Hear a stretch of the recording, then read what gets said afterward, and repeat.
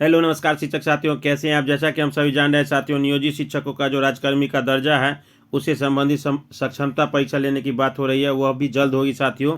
इस संबंध में शिक्षा विभाग ने तैयारी शुरू कर दी है, तो बहुत बड़ी ब्रेकिंग अपडेट निकल के आ रही है और एक पत्र भी जारी किया गया है कि जल्द ही इसको पूरा किया जाए। जैसा कि 1 जनवरी को ACS महोदय ने के पाठक महोदय ने एक पत्र जारी किया था जिसमें कहा गया था कि नियोजित शिक्षकों को भी NPS का लाभ दिया जाएगा। उस संबंध में शिक्षा कोष पे उनकी डाटा को जल्दी अपडेट कराएं। तो बहुत सारे जिलों से पत्र निकल रहा है साथियों। आज हम लोग बात करेंगे उसी पत्र का और देखेंगे कि क्या क्या उस पत्र में डाटा मांगा गया है।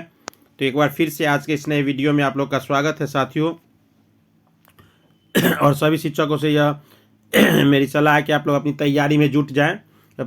मार्च में हो सकता है, लगभग मार्च लास्ट तक परीक्षा होने की पूरी संभावना है। और जैसा कि हम सभी जान रहे हैं कि ACS महोदय ने फिर से ज्वाइन कर लिया है। बहुत खींचा खाची तरह चला है साथियों। जो भी न्यूज आएगा साथियों इसी वीडियो के माध्यम से मिलेगा। तो जो भी साथी चैनल पर नए हैं जरूर चैनल को सब्सक्राइब कर लें और आइए देखें क्या कुछ नियोजित शिक्षकों के बारे में इस पत्र में कहा गया है। तो जल्द होगी सक्षमता परीक्षा, शिक्षा विभाग ने इसकी तैयारी शुरू कर दी है। और नियोजित शिक्षकों को जो मामला है राज्यकर्मी का, पहले इस पत्र का हम लोग अवलोकन करते हैं, फिर हम लोग इस शिक्षा कोष की बातें करेंगे साथियों। कार्यालय जिला शिक्षा पदाधिकारी रोहतास सासाराम शाखा अति आवश्यक। तो इसको देखना जरूरी है साथियों। ये जो अति आवश्यक दिया गया है इसको देखना जरूरी है। और इन्होंने पत्र भी जारी किया है। जिला कार्यक्रम पदाधिकारी रोहतास, सेवा में सभी प्रधान शिक्षक, प्रभारी प्रधानाध्यापक, मध्य विद्यालय, लेखापाल, प्रखंड शिक्षा पदाधिकारी और रोहतास, मतलब पूरे जिले के सभी को यह पत्र लिखा गया है। जो उस पत्र में हालांकि थोड़ी देरी लग रही है, लेकिन लग रहा है साथियों कि मार्च लास्ट तक या अप्रैल से पहले हो जाएगा शिक्षा कोष पर डाटा अपडेट करने के संबंध में। तो जैसा हम लोग जानते हैं कि 2 से 4 महीना पहले शिक्षा कोष पर सभी शिक्षकों का डाटा अपलोड किया गया था, तो उसमें कोई त्रुटि न हो सक्षमता परीक्षा लेने संबंधी, इसलिए उस डाटा को फिर से अपडेट करने की बातें कही जा रही है। उससे मिलान किया जाएगा। अब क्या कुछ होगा ये आने वाले समय देखा जाएगा। आइए इस पत्र का हम लोग अवलोकन करते हैं। उपर्युक्त विषय अंकित करना है कि नियोजित शिक्षकों के सक्षमता परीक्षा हेतु शिक्षा कोष पर डाटा अपडेट करना अति आवश्यक है। सभी शिक्षकों का डाटा सक्षमता परीक्षा हेतु पुनः जिला कार्यक्रम पदाधिकारी स्थापना रोहतास द्वारा अपडेट किया जाना है। अतः आपको निर्देश दिया जाता है कि निम्नांकित प्रपत्र में डाटा अंकित कर 2 दिनों के अंदर, समझ रहे हैं साथियों, अब तेजी से होगी, 2 दिनों के अंदर कार्यालय को उपलब्ध कराना सुनिश्चित करें। निम्नांकित डाटा प्राथमिक मध्य विद्यालय के शिक्षक, लेखापाल के व्हाट्सएप ग्रुप में PDF या फोटो जब भेजेंगे और उत्क्रमित मध्य विद्यालय माध्यमिक विद्यालय के शिक्षक प्रधानाध्यापक के व्हाट्सएप ग्रुप में PDF या फोटो भेजेंगे। विहित प्रपत्र में डाटा शुद्ध प्रविष्टि करने के पश्चात ही व्हाट्सएप ग्रुप में भेजेंगे ताकि शिक्षकों का डाटा पुनः अपडेट किया जा सके, जिससे शिक्षकों में को सक्षमता परीक्षा से वंचित न होना पड़े।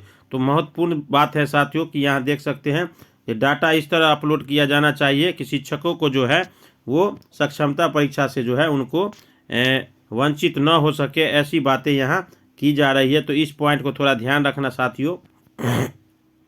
ससमय डाटा नहीं भेजने वाले गलत प्रविष्टि करने पर इसकी सारी जवाबदेही आपकी होगी। इस संबंध में एक फॉर्मेट भी जारी किया गया, ये यहाँ देख सकते हैं। शिक्षा कोष हेतु डाटा, शिक्षक का नाम, शिक्षिका का नाम, उसके बाद विद्यालय का नाम यहाँ देख सकते हैं किस विद्यालय में है, उसके बाद नियोजन इकाई का नाम, नियुक्ति का विषय, जैसे किसी का 1 to 5 है, 1 to 5 में उर्दू है, सामान्य है, या 6 to 8 में सब्जेक्ट है। उसी तरह वर्ग है, वह शिक्षक के प्रकार, नियुक्ति तिथि और विद्यालय में योगदान की तिथि।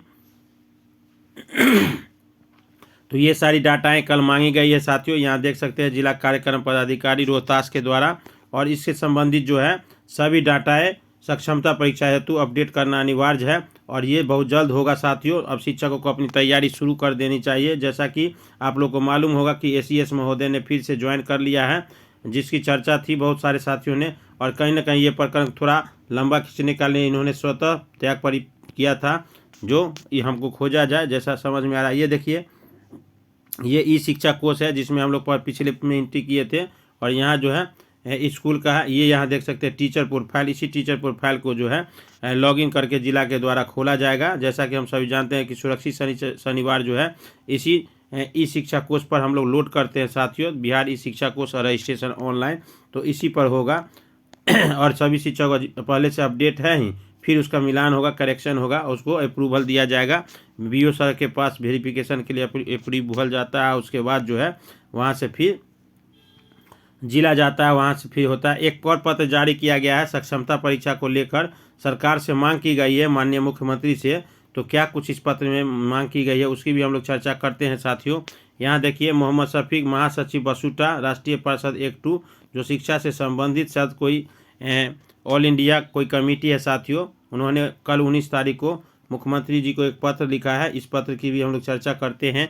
सेवा में माननीय मुख्यमंत्री, बिहार लोक सेवा आयोग द्वारा आयोजित शिक्षक नियुक्ति परीक्षा टीआरई में न्यूनतम अंतर प्राप्त करने वाले नियोजित शिक्षक को विद्यालय अध्यापक में समायोजित करने के संबंध में, तो ऐसा मुझे प्रतीत नहीं हो रहा है साथियों कि इस तरह की बातें होंगी। हाँ, कुछ राहत हो सकता है, मिल जाए, समायोजित तो नहीं किया जा सकता है क्योंकि सक्षमता परीक्षा के लिए गजट में पास कर दिया गया है। अब यहाँ देखते हैं क्या कुछ होगा। उपरोक्त विषय के संबंध में कहना है कि राज्य सरकार ने नियोजित शिक्षकों को सक्षमता परीक्षा के उपरांत विशिष्ट शिक्षक नियमावली के अधीन का निर्णय लिया है। उल्लेखनीय है कि बिहार सरकार सेवा आयोग द्वारा आयोजित शिक्षक नियुक्ति परीक्षा में हजारों की संख्या में नियोजित शिक्षकों ने भाग लिया और कामयाबी के परचम लहराए। वहीं 2000 ने न्यूनतम अर्हतांक से अधिक अंक प्राप्त किए हैं। ऐसे शिक्षकों से सक्षमता परीक्षा लेना समीचीन प्रतीत नहीं होता है। ऐसे शिक्षक को सक्षमता की बाध्यता से मुक्त कर उन्हें विद्यालय अध्यापक में समायोजित करना बेहतर होगा, ऐसा इन्होंने मांग किया है। अतः अनुरोध है कि बिहार लोक सेवा आयोग द्वारा आयोजित शिक्षक नियुक्ति परीक्षा में न्यूनतम अर्हतांक प्राप्त करने वाले सभी नियोजित शिक्षक को सक्षमता परीक्षा की बाध्यता से मुक्त करते हुए उन्हें विद्यालय अध्यापक नियमावली के अधीन करने की कार्रवाई की जाए। मोहम्मद शफीक विश्वास भाजन। ये कितना सही होगा, कितना सरकार मांगे, ये तो आने वाला समय बताएगा। और एक प्रकरण साथियों था ACS महोदय का, जिस पर अटकलें अब विराम लग गई है। ब्रेकिंग न्यूज के पाठक छुट्टी से लौटे, शिक्षा विभाग के ACS ने चार्ज संभाला। लगभग जो है 11 दिनों के बाद इन्होंने फिर से ज्वाइन कर लिया है।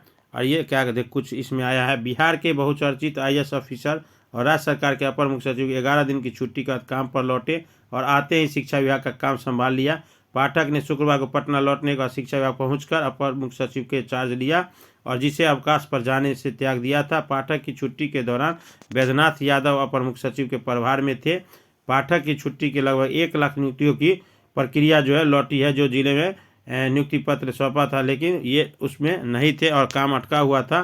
तो आने वाला समय साथियों, इन लोग को जो है, जो BPSC का TRE जो 96,000 शिक्षकों का भी मिलेगा नियुक्ति पत्र, वह पत्र अभी इस महीने के लास्ट तक मिलने की संभावना है, क्योंकि उसके लिए पेपर तो प्रभार प्रतिवेदन अधो हस्ताक्षर में के पाठक आज दिनांक 19/1/24 के अपराह्न मुख्य सचिव बिहार के पटना का स्वतः पदभार ग्रहण करता हूँ। यहाँ देख सकते हैं के पाठक बिहार सरकार को ये प्रतिलिपि सभी विभाग को दी गई है और ये निदेशन प्रशासन के द्वारा पुष्टि की गई है साथियों इस पत्र का। तो जल्द ही सक्षमता परीक्षा होगी साथियों और उस पर सभी नियोजित शिक्षक फोकस करें और पढ़ाई थोड़ा जारी रखें। अभी थोड़ा सा विद्यालय में बच्चों को पढ़ाना नहीं पड़ रहा है, तो इस दौरान भी इस चीज़ों को रखें और जो भी अपडेट आएगी साथियों इसी वीडियो के माध्यम से आपको दी जाएगी। तो आज का वीडियो कैसा लगा कमेंट बॉक्स में ज़रूर बताइएगा और जो भी साथी चैनल पर नए हैं वो चैनल को ज़रूर सब्सक्राइब कर ले। मिलते हैं नेक्स्ट वीडियो में, तब तक के लिए धन्यवाद।